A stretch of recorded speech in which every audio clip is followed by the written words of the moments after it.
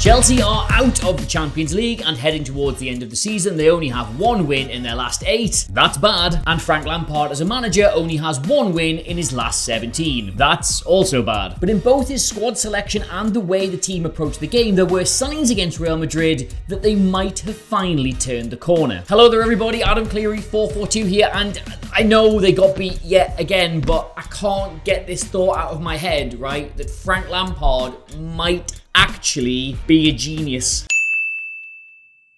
Alright, so before I absolutely blow your mind with this, I do think it's important that at first we all agree, you and me out there in internet land, what Chelsea's best team is. Now I've gone with Kepa in goal here because to me, he's occasionally quite a good goalkeeper, but also more importantly, occasionally very funny. Now at fullback, I think everybody agrees that Chelsea look a lot stronger when they've got Reece James on the right and Chilwell on the left. They seem to really get the best out of the system. But then both Cucurella and Azpilicueta, they bring a lot of experience on the one hand and a lot of directness on the other. And then in the middle, despite his age, I think you've got to go with Thiago Silva. He's just got too much class, too much experience. Wesley Fofana is probably one of the most exciting young defenders in Europe. And then we got Badiashile and also Koulibaly, because why not? I'm just going to push these two up here because it's getting a bit crowded there. Now, Chelsea have already looked a lot better since N'Golo Kante returned to the team, so we'll get him in there. And I think Enzo Fernandez has probably been the best signing of the last 12 months. Kovacic has obvious pedigree, so we'll get him in there. And Ruben Loftus-Cheek can play pretty much anywhere these days, but to me, he's still a centre mid at heart, so he can go there. Now, obviously, a box midfield is the trendy thing that like City and Arsenal are doing this season, but I've always said this, why have a box when you can have a heptagon? So we'll get Mason Mount here on this side, David Zakaria here, and Conor Gallagher there, and this will just form this 7-sided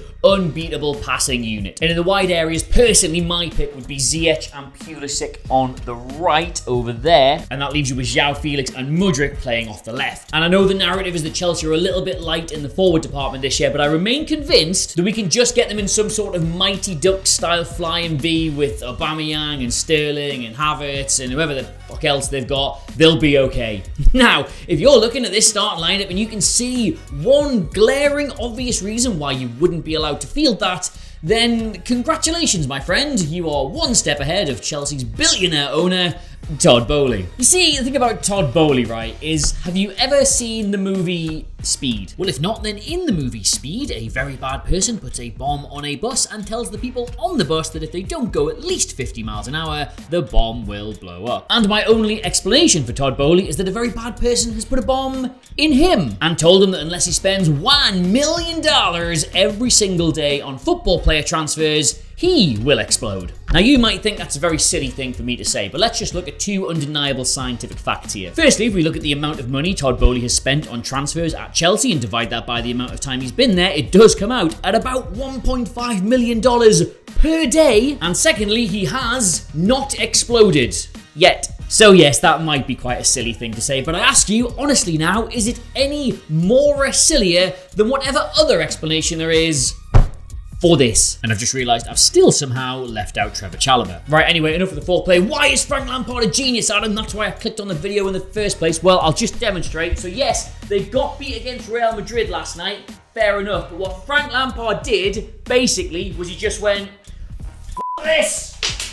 And instead, he had them set up like this. We had Kepa in goal, yep, very good. Fofana, Silva, Chalobah, excellent. We've got Reece James, Kovacic, Fernandez, and Cucurella, fine. Kante and Gallagher, excellent. And Havertz up front, bingo. Now, one very interesting fact about this is that Chelsea this season have spent over £210 million on attacking players, and they went into this game where they needed to score at least 2 goals minimum and put precisely £0 of it on the pitch. Now, I, as I'm sure many others did, found that quite hilarious and interesting and tweeted to that effect. But watching the game, it became very apparent very early on that Lampard had actually got this bang on. And what I mean by that is, for all the accusations levelled at the Chelsea team, not caring, not putting the yards in, just not looking interested, one thing this team has in abundance is players who, quote unquote, don't let you down. Like Fofana's an excellent young pro, works his arse off. Silva's won pretty much everything there is to win in football. He's a model professional. And Chalobah occasionally gets accusations of not quite being good enough, never accusations of not trying hard enough. Reece James is the very heartbeat of this team and arguably its future captain. Kovacic is a machine, quite frankly. Fernandez has definitely been the best buy they've made over the last 2 years. And Cucurella, yes,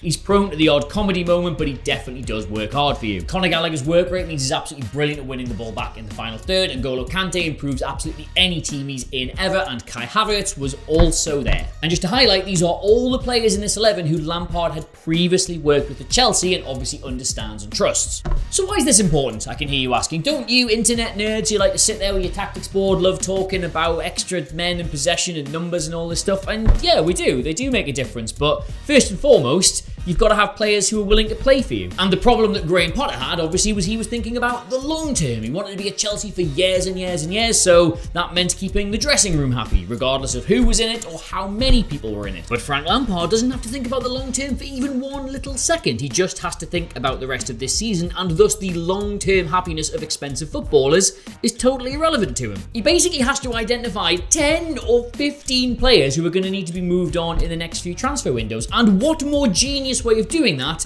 than to pick a side in your biggest game of the season that basically said, I don't care who you are, or what your reputation is, or how much you cost, or how good you're meant to be, I'm just going to pick a load of hard workers. And I mean, it genuinely nearly worked. Like, this team was incredibly devoid of air quotes attacking threat, but they had more of the ball than Real Madrid, they had more control than Real Madrid, they created more chances than Real Madrid, they, for a while, created better chances than Real Madrid. I'm pushing it slightly there. They ran further than Real Madrid. They genuinely, very nearly, beat Real Madrid. And of course, Chelsea's story this season has been, oh yeah, they create loads of chances, they just don't take them, and they give away a bad goal. But that is not what this game felt like. Chelsea have never felt like they were in control of those games despite all the chances. Whereas against Madrid, by the way, they genuinely felt like they had a really good handle on it. A win, lose or draw, that's the standard this team has now set. Lampard will probably go largely unchanged at the weekend because the idea is, look, if you want to get into this side, you're going to have to work as hard as the players that are in it. And if that means that loads of really expensive, high reputation footballers are going to be spending the next few months kicking around Chelsea's training park with a bottom lip hanging out and Conte on the phone to their agent, then fine.